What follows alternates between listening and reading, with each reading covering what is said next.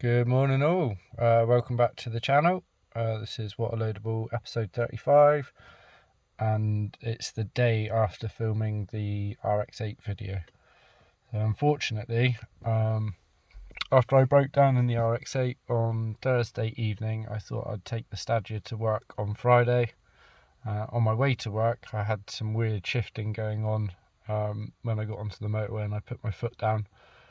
At the time I thought that I was hitting the limiter set on the ECU before the trans was wanting to shift, and it was kind of bouncing back and forth, and it really wasn't behaving very nicely. It was then okay for the rest of the journey, but then on my way home it was in drive, staying in drive up here, but it was slipping. I was getting no drive coming through. It momentarily behaved better if I put it into manual mode, but then it was in manual, but it, rather than having the gear displayed, it was saying drive there. So I believe that's kind of some sort of limp mode. It was okay if I stopped, waited for a couple of minutes and fired it up again. It would be all right for a little bit, but then it would start slipping again. So yeah, I've done fault scan, or I've done a scan using this and data scan, and got some codes out of the TCM, the trans control module, and the codes that it had were the P1759 and the 1687. Now, after a bit of research, there is a service bulletin to do with this P1759, and it suggests a problem with the harness going to the transmission. So inside the transmission there's a valve body, solenoids and stuff like that, and the problem with the harness going to that. Now this does say 2003 to 10, but I'm sure that it is the same gearbox, so I'm sure this problem might be in the 2001 ones as well. So I think there might be an underlying electrical problem, which I've been battling for a little while, or it's been playing me up for a little while, and that has then caused mechanical failure of the gearbox. So being the optimist that I am going to flush, or I've already drained the trans fluid, going to give the filter a clean, and then inspect the sump. Well, that will be in the filter, sorry, and then fill with new fluid and see whether it behaves any better.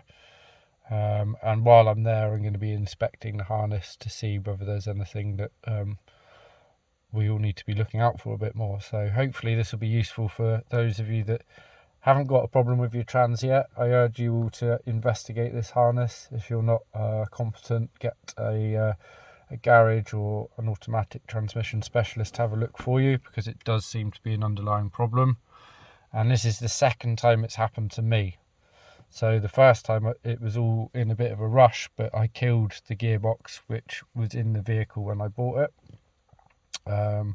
Happened on my way to work, had to get recovered, and fortunately I had a spare gearbox, got that sent to my mechanic and he swapped it over without any real troubleshooting. I just wanted it swapped. But now exactly the same symptoms. This has happened again on my second gearbox. So part of it could be that I'm pushing about 400 horse, but that also, if there's an underlying problem with the harness, this could be affecting everyone with this gearbox. So yeah, I'm going to get underneath, get the sump off of the gearbox, give that a look at and sort of run through. I'll also show you how to refill the system, because there's a bit of a knack to it. So yeah. Okay, so yesterday I drained it until nothing else came out. Then I've just taken the sump plug off again, and quite a lot more is coming out. So just be aware if you've done that and left it overnight. I thought that would be a good move, because that hopefully gets out as much as possible from the system. So I'm going to let that drain for a bit. I'm just going to read up on the procedure, because like I said, there's a certain method to getting all of the old stuff out, not just what's in the pan, and also getting the new fluid in. So next, now that it's drained, I'm going to go around and take out all the bolts for the sump. I'll leave the ones in the corners in there, just because I think it might fight me trying to get it off. I guess not 100% essential if you're changing the fluid. However, the only filter for the system is in the sump of this, so really you kind of need to do this. Drain the fluid, about 4 or 5 litres has come out, and then once I've given this a good clean out, got it all refitted and resealed, then we'll fill up the sump again and also take off the cooler lines and pump through any old fluid that's still in the system, while topping it up from above as well. So I'll walk you through that as we go. Okay, so here's the sump off. It's been sat for a minute or two. You can see looks like metal particles. These look to be magnets, and they're pretty thick with some paste. There's no real chunks of metal or anything, just evidence of. I thought that there was meant to be a filter in this or some kind of screen, but it doesn't appear that there is one. I'm not planning to take the valve body off, but I will have a look. I'm going to give this a good clean with brake cleaner so that there's no evidence of all of this, and then get it refitted before filling up. Right, this is the filter I was expecting, so I'm going to get this one off as well and give this a good clean out. You can see all the harness lives fully submerged. I'm guessing it's all sealed and all good by design. I'm going to have a nose about, do a bit more research on the problem with the harness, see if I can get some clues of where to be looking, whether internally or externally. But yeah, it's definitely full of gunk, so hopefully we've caught it in time before it's too terminal and we can get some fresh fluid in there, but if not, might be parked a little while we wait for the manual stuff to arrive. Okay, so just giving the sump a clean now. Those magnets come off, so that should make cleaning them a lot easier. Just been squirting it or soaking it with brake cleaner and then wiping it with microfiber. It is getting there, it's a lot better than it was, but still a little bit to go. Then I'll probably give it a slosh with petrol, and then I'll move on and do the filter. And I think for the filter I'll soak that in petrol for a little bit before refitting it. Okay, so onto the filter. I've wiped it down as much as possible to get off sort of the residual gack. I think really could do with replacing it, but haven't got one, so I'm going to flush it through. It is a wire mesh, so it is recommended that you clean it anyway. So I've got the intake part that way down, and I'm going to pour petrol on it and just try and flush all the bits through. So you can kind of see bits which are stuck in the mesh, and if you look through from that way, it's pretty horrible in there too. So I guess it's quite good that it's showing that it is clogged, because that is one of the symptoms and causes of that fault code. So you never know, we might get a few more 1,000 kilometers out of it just yet. Okay, so ready to refit. I gave it a good rinse with petrol, then let it evaporate, and then rinsed it with some water, and then went over it with a heat gun just to evaporate any water that was on there. The bottom's scrubbed up quite nicely as well. I've checked the torque, and I think it's about 8 newtons to reattach this, so I'm going to do that by hand using my little ratchet. So yeah, get this one in, then get the pan in, have a look around, see whether we can spot this harness problem. I mean, this was caked, so that could be it. We'll see. Also, forgot to say, just like when taking most things apart, I kind of arranged these bolts as they came out in the order that I know what they were. Some of them are longer than others, and I'll make sure I give them all a good clean before they go back in. So just something to be aware of when you come to take it apart. Okay, so the sump and filter, all that jazz, that's all on. Next thing to do is to get about 4 litres back into the box. So this one here is the dipstick for the trans, and you've got to fill it through that hole. So I'm just working out a way to canter from 5 litres to 1 litre so that I can put in 4 at a time. Then we come round and disconnect the lower trans line. That's the return going back to the box, and we're going to put that into a new vessel, and we're going to get it up and running and idling.